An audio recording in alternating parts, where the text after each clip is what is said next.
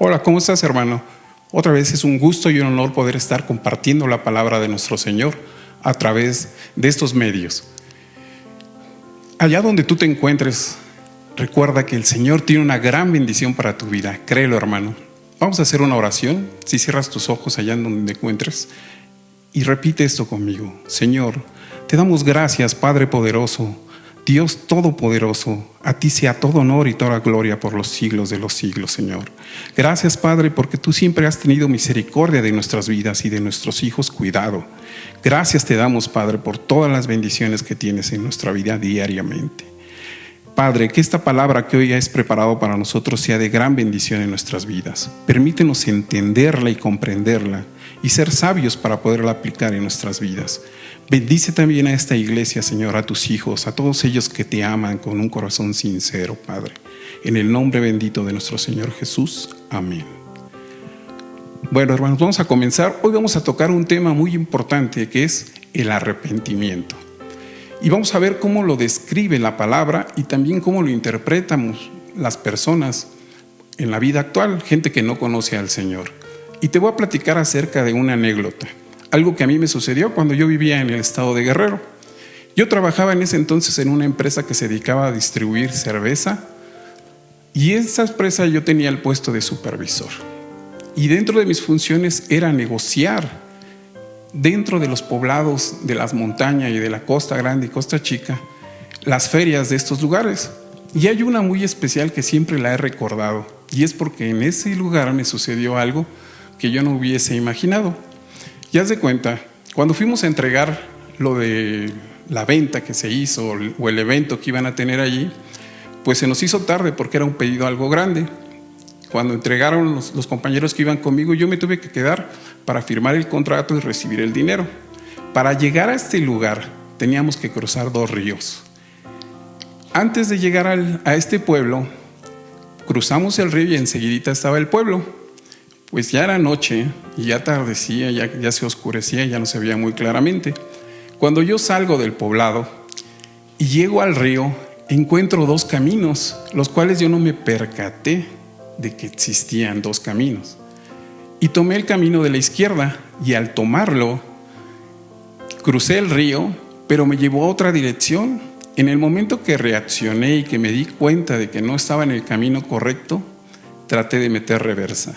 Al meter reversa, en lugar de que la camioneta regresara, se comenzó a hundir. Y entre más aceleraba, más se hundía. Al grado que la camioneta quedó enterrada de la parte superior, de la parte de adelante. Imagínate mi desesperación, y de inmediato llegó a mí un sentimiento de arrepentimiento, de culpa, porque me empecé a recriminar el por qué había tomado ese camino, por qué no había hecho lo correcto, por qué no me fijé. Y ese sentimiento pues me llenó de temor también. Pero ese sentimiento de culpa es el que normalmente tomamos cuando tenemos una equivocación o un error en nuestras vidas. Afortunadamente y gracias a nuestro Señor, alcancé a ver un camión que venía de leñadores ya muy tarde, ya oscuro. Y les empecé a gritar y a hacer señas con las luces. Y me vieron y me pudieron rescatar y me sacaron de ese lugar.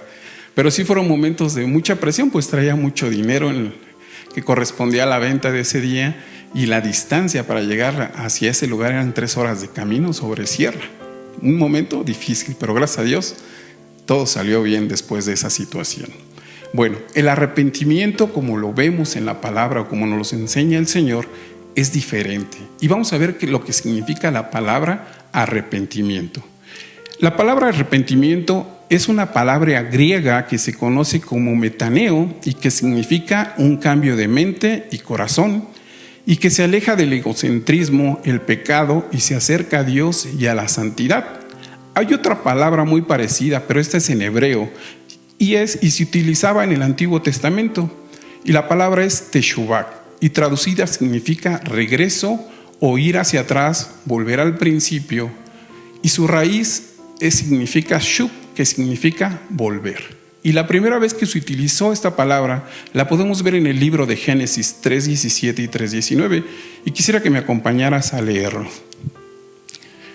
Génesis 3:17 y 19. Y el hombre dijo: por cuanto obedeciste a la voz de tu mujer y comiste del árbol de que te mandé diciendo, no comerás de él, maldita será la tierra por tu causa, con dolor comerás de ella todos los días de tu vida. Espinos y cardos te producirán y comerás plantas del campo.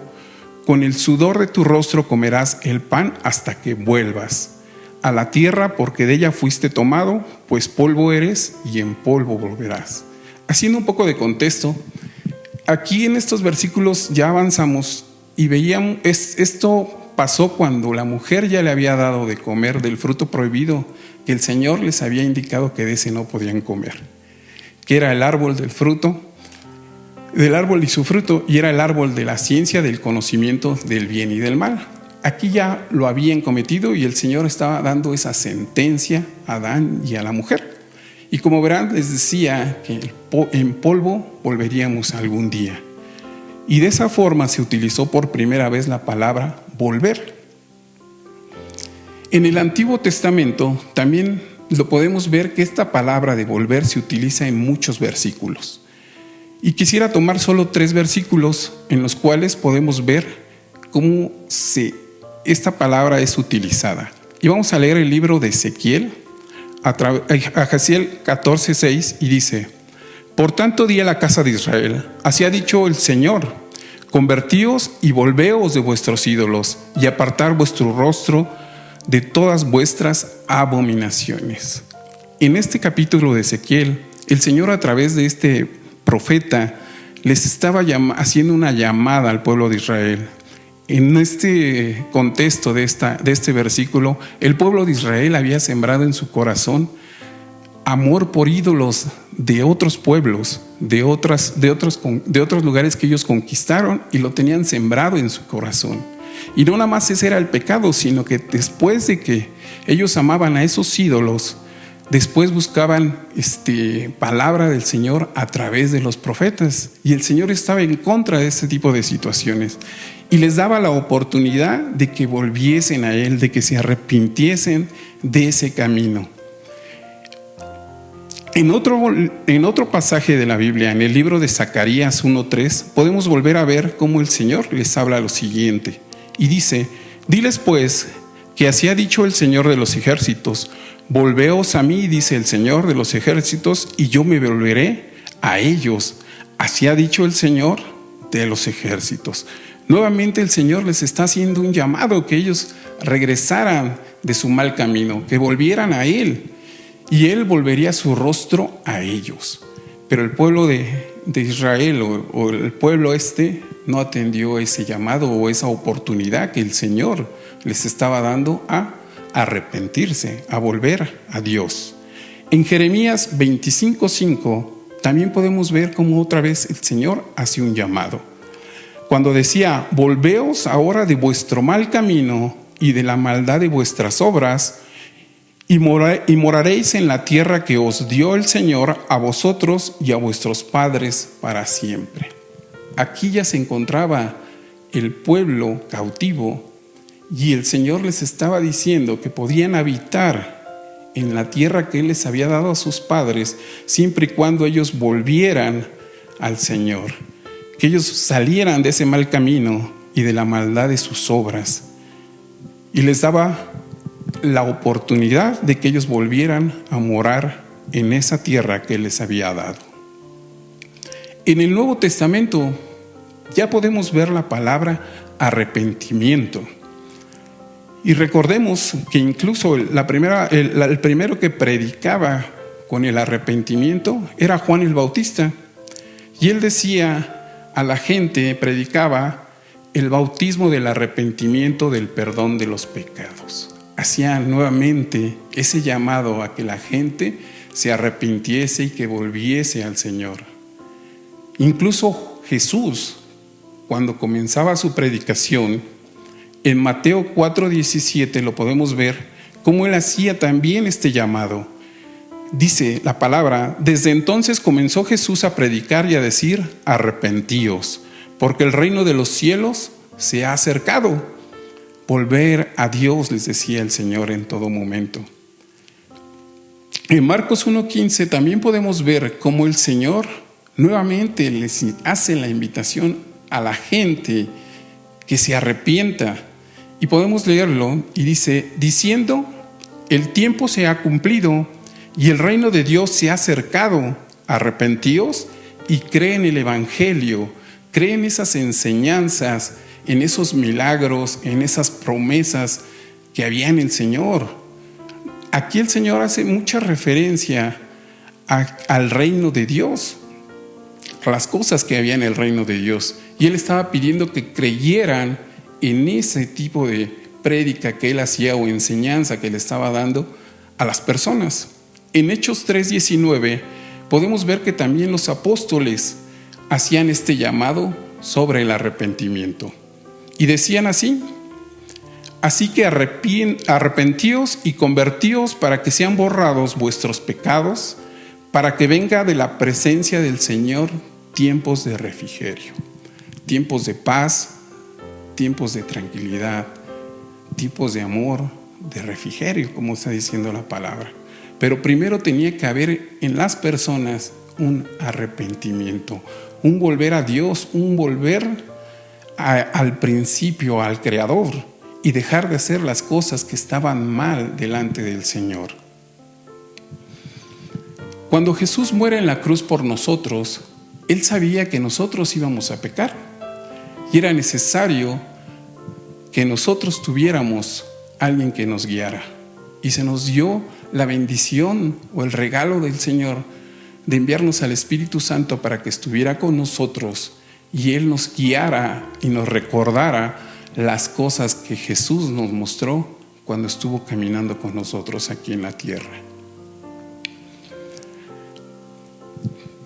No sé, hermanos, si tú a lo mejor por primera vez estás escuchando acerca del arrepentimiento. Tal vez tú seas nuevo en el querer acercarte al Señor. Y a lo mejor has pensado que tus pecados o las cosas que has hecho mal, tus errores te han alejado del Señor y en tu vida no hay perdón o no hay salvación y crees que estés condenado.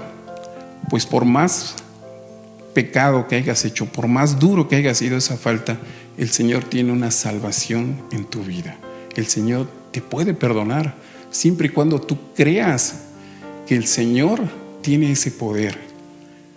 Es necesario que tú le abras tu corazón al Señor y te arrepientas de las cosas que has hecho mal y que creas que Él murió en la cruz por ti, por mí y resucitó, y el Señor le permitas que entre en tu corazón y el Señor obre en tu vida y verás cómo esas cosas que el Señor prometió se cumplirán en tu vida. Y te lo dice una persona que el Señor le ha perdonado muchísimas cosas en su vida, ha tenido gran misericordia en mi vida y gracias a Él doy gloria a Dios porque me rescató y transformó mi vida y ha hecho de mi vida un cambio total. Me ha traído mucha bendición a mi vida y yo creo firmemente en que el Señor tiene ese poder en cada uno de nosotros. Créelo, hermano, porque Dios es un Dios maravilloso y un Dios de bendiciones. Ahora también el pecado es una infracción de la ley y el pecado puede causarte algún daño, incluso te puede causar la muerte. Si tú eres practicante del pecado y no hay arrepentimiento en tu vida, el pecado te puede traer esa condición, mas no te condena. Y vamos a ver por qué te lo estoy diciendo. Si me acompañas a 1 de Juan 3:4, y dice la palabra: todo aquel que comete pecado infringe también la ley, pues el pecado es una infracción de la ley. Y Dios te está pidiendo que te arrepientas de esos pecados que tú has cometido en todo momento y que regreses a Él, que vuelvas nuevamente al principio, a nuestro Creador. Pero Él no te está condenando, lo que te condena es el no creer. Y si me acompañas a leerlo en Juan 3:18 dice: el que cree no es condenado, pero el que no cree ya ha sido condenado porque no ha creído en el nombre del unigénito Hijo de Dios. Como te darás cuenta, lo que nos condena realmente es el no creer en nuestro Señor Jesús, en que Él tiene el poder de perdonar esos pecados. Y no el pecado. Él nos da la oportunidad, mientras tenemos aliento de vida en este mundo, de arrepentirnos.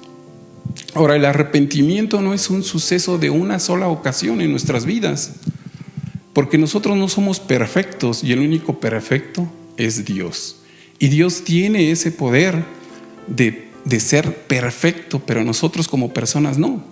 Todo el tiempo, sin querer o queriendo, pecamos. Y el que te dice que no está pecando es un mentiroso. ¿Y por qué te lo digo? Vamos a verlo en la palabra. En 1 de Juan 1, del 8 al 9 dice: si decimos que no tenemos pecado, nos engañamos a nosotros mismos y la verdad no está en nosotros, sino confesamos nuestros pecados. Si confesamos nuestros pecados, Él es fiel y justo para perdonar nuestros pecados y limpiarnos de toda maldad. Él es el único que tiene ese poder de limpiar nuestras faltas y nuestros errores.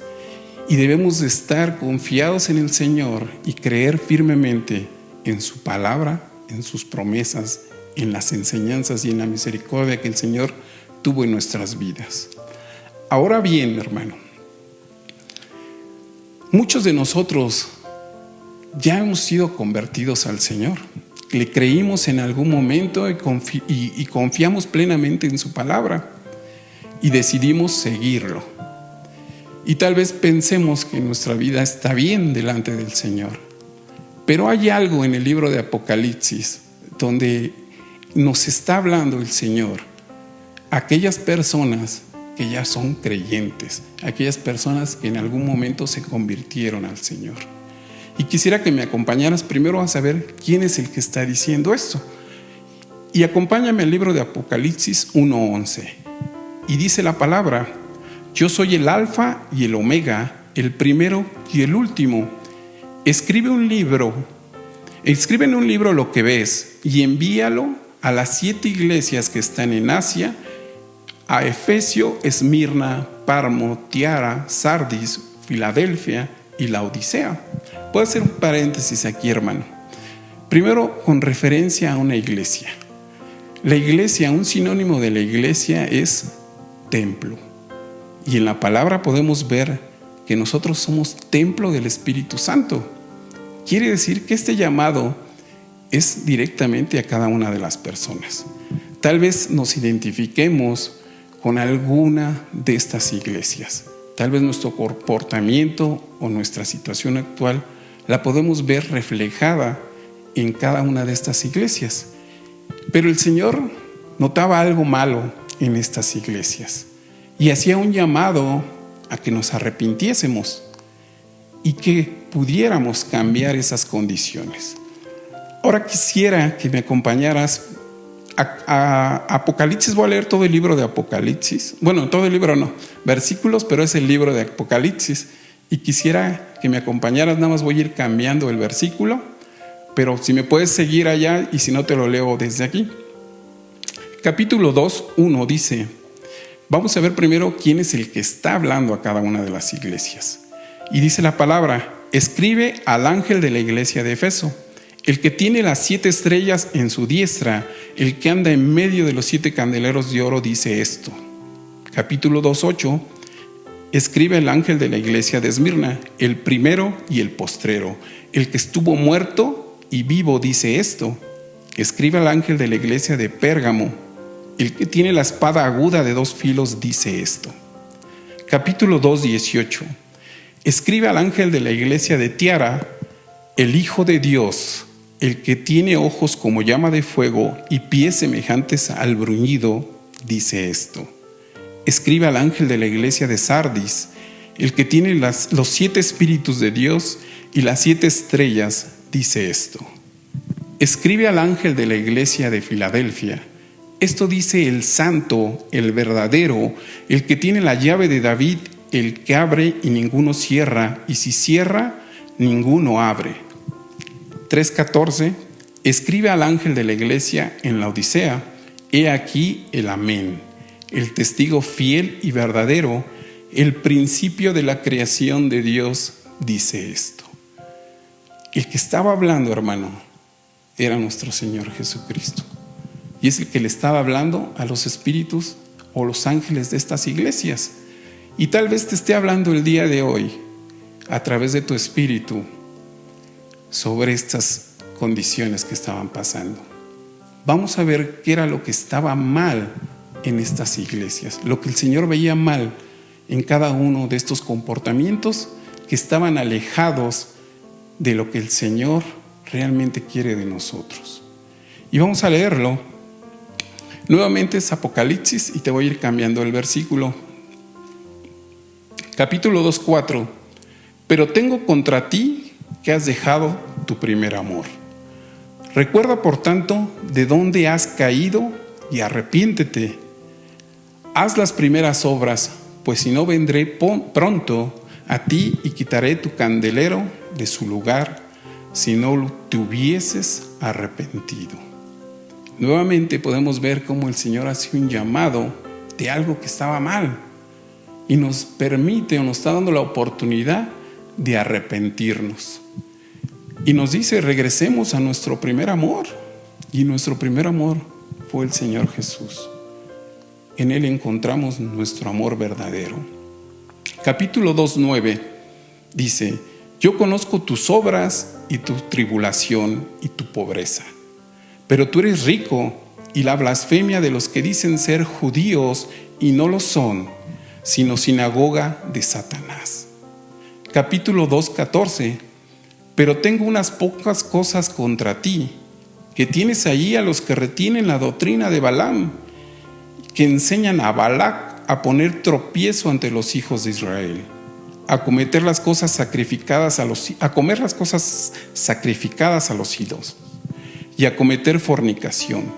Y también tienes a los que retienen la doctrina de los nicolaitas, la que yo aborrezco. Por tanto, arrepiéntete. Nuevamente el Señor nos está diciendo arrepentimiento de este tipo de situaciones. Capítulo 2:20 dice, pero tengo pocas cosas contra ti, que toleras a esa mujer Jezabel, que se dice profetiza y enseña y seduce a mis siervos a fornicar y a cometer cosas sacrificadas a los ídolos. Y le he dado tiempo para que se arrepienta, pero no quiere arrepentirse de su fornicación. He aquí, yo la arrojo en cama y a gran tribulación a los que con ella adulteran, si no se arrepiente de las obras de ella. Y a sus hijos heriré de muerte, y a toda la iglesia sabrá que yo soy el que escudriña la mente y el corazón, y os daré a cada uno según vuestras obras. Él es el que escudriña tu corazón y tu mente, hermano. Él es el que sabe qué situación está pasando en tu vida. Tal vez tú puedas esconder esa situación o esos pecados delante de las personas, pero ante Dios no hay forma de esconder este tipo de situaciones. Capítulo 3:2 dice, sé vigilante y afirma las otras cosas que están por morir, porque no he hallado tus obras perfectas delante de Dios. Acuérdate pues de lo que has recibido. Oíd y guardar y arrepiéntete, pues si no velas, vendré sobre ti como ladrón y no sabrás a qué hora vendré sobre ti. Capítulo 3:15. Yo conozco tus obras, que ni eres frío ni caliente. Ojalá fueses frío o caliente, pero por cuanto eres tibio y no frío ni caliente, te vomitaré de mi boca. Porque tú dices, yo soy rico y me he enriquecido y de ninguna cosa tengo necesidad, y no sabes que tú eres un desventurado, miserable, pobre, ciego y desnudo. Por tanto yo te aconsejo que de mí compres oro refinado de fuego, para que seas rico, y vestiduras blancas para vestirte, y que no se descubra la vergüenza de tu desnudez. Yo reprendo y castigo a todos los que amo. Sé pues celoso y arrepiéntete. Como verás, hermano, yo no sé qué situación esté pasando en tu vida. Hemos estado viviendo momentos difíciles, momentos que a lo mejor nosotros pensábamos que a esta generación no le iba a pasar. En ningún momento nos imaginamos que íbamos a estar pasando por este dolor que hay a nivel mundial a través de esta enfermedad. Y esa situación ha provocado a lo mejor en tu vida un distanciamiento del Señor. Tal vez situaciones económicas han provocado en ti molestia, enojo, violencia, y pienses que con tus propias fuerzas vas a poder salir de estas situaciones. El Señor hoy te dice que te arrepientas de ese tipo de pensamientos, de ese tipo de situaciones que tú crees que están en tus manos y no es así. Hoy el Señor nos hace un llamado directamente a cada uno de nosotros. Y tú allí en tu casa, en tu lugar secreto, podrás hablar con el Señor. Y el Señor te dará esas cosas que tú has estado haciendo mal. El Espíritu Santo te las revelará. Y es tiempo, mientras tengamos aliento en este mundo, de arrepentirnos. El Señor tiene perdón para todos nosotros. Y es tiempo que nos acerquemos nuevamente al Señor, confiados en Él, porque Él es nuestra esperanza. Solo en Él podemos ser triunfadores de este tipo de situaciones que estamos viviendo. Es tiempo de que confíes plenamente en que el Señor tiene misericordia de cada uno de sus hijos y en Él hay victoria para cada uno de nosotros. Ahora bien, hermano, no nada más te queremos, el Espíritu te quiere decir estas cosas, sino que si tú te esfuerzas, también hay victoria en el Señor. También hay una recompensa por parte del Señor a todo aquel que venciere, a todo aquel que hasta el final llegue firme en la palabra del Señor y amando su palabra, guardando sus enseñanzas y creyendo en sus promesas. Y vendrán grandes bendiciones a tu vida. Y vamos a verlas. Nuevamente es el libro de Apocalipsis, pero ahora es capítulo 2:7 y dice: el que tiene oídos, que oiga lo que el Espíritu dice a la iglesia. En todos los versículos que voy a leer empieza casi de la misma forma. Por eso me voy a brincar la parte donde el que tiene oídos, que oiga.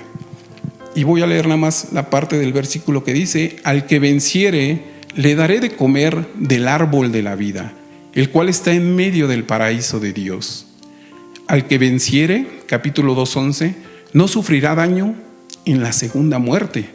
Al que venciere, daré de comer del maná escondido y le daré una piedrecita blanca y en la piedrecita escrito un nombre nuevo, el cual ninguno conoce sino aquel que lo recibe. Capítulo 2:26. Al que venciere y guardare mis obras hasta el fin, yo le daré la autoridad sobre las naciones y las regirá con vara de hierro y será quebradas como vaso de alfarero, como yo también he recibido de mi Padre, y le daré la estrella del mañana. Capítulo 3. El que venciere será vestido de vestiduras blancas, y no borraré su nombre del libro de la vida, y confesaré su nombre delante de mi Padre y delante de sus ángeles. El que venciere, he aquí que yo estoy a la puerta y llamo. Si alguno oye mi voz y abre la puerta, estaré con él y cenaré con él y él conmigo. Al que venciere, le dejaré que se siente conmigo en mi trono, así como yo he vencido y me he sentado con mi Padre en su trono. Amén a todas estas cosas, hermano. Que primero Dios, nosotros como iglesia, declaremos que podamos ver estas bendiciones, estas promesas del Señor al final de nuestro camino, al haber cumplido el plan de Dios en esta tierra y poder continuar en aquel lugar que el Señor preparó para cada uno de nosotros.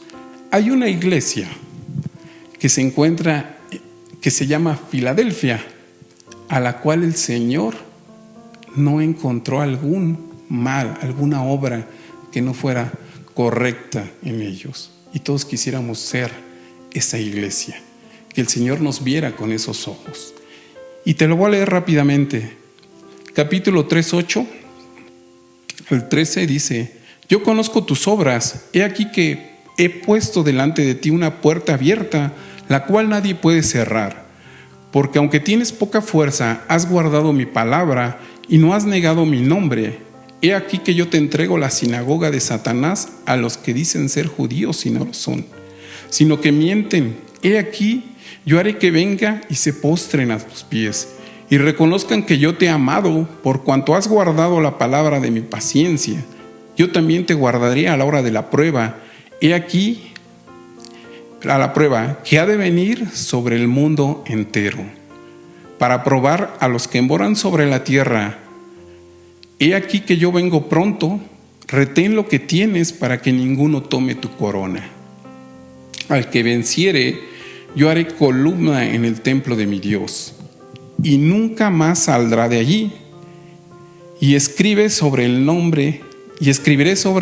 el nombre de mi Dios, el nombre de la ciudad de mi Dios, la nueva Jerusalén, la cual desciende del cielo de mi Dios, y nombre nuevo. El que tiene oídos, que oiga lo que el Espíritu dice a la iglesia. Yo, hermano, y tú también, desearíamos que el Señor nos viera de esta forma como ve a Filadelfia. Yo quisiera ser de esa parte de personas que el Señor ve de esta forma en mi vida. Yo creo que tú también, hermano, pero tenemos que esforzarnos, tenemos en todo momento que estar firmes en su palabra, a pesar de las condiciones que vemos en el mundo, a pesar de las necesidades, a pesar de las angustias, de las enfermedades. Nosotros debemos de estar firmes en la palabra del Señor, creyendo en Él, creyendo en esas promesas, en ese sacrificio que hizo Jesucristo por amor a cada uno de nosotros. Y confiemos plenamente en que en Él hay victoria y esperanza. Amén. Vamos a cerrar, hermano. Voy a hacer una oración antes de terminar. Cierra tus ojos y vamos a darle gracias al Señor por ser un Dios maravilloso, un Dios poderoso en nuestras vidas, un Dios que tiene grandes bendiciones en nosotros, Señor. Señor, si durante este tiempo yo he cometido faltas, yo me he distanciado de ti, he pecado, me han pasado cosas que yo he creído que con mi fuerza, con mi ser puedo sacar adelante. Hoy me arrepiento, Señor. Hoy reconozco que yo estoy mal, que solo en ti hay ese poder para cambiar este tipo de situaciones en nuestras vidas, que solo en ti hay salvación, solo en ti hay paz, solo en ti hay milagros, Señor. Y yo confío plenamente y humillo mi vida y humillo a mi familia en todo momento, Padre, y pongo las necesidades en mi vida, las necesidades de esta iglesia, que hay muchas. Confiamos plenamente en que tú tienes el poder de hacer un milagro maravilloso en nuestras vidas, Padre. Confiamos, Señor, en ti en todo momento. A ti, Señor, sea todo honor y toda gloria por los siglos de los siglos. Amén y amén. Gracias, hermano. Dios te bendiga. Nos vemos pronto.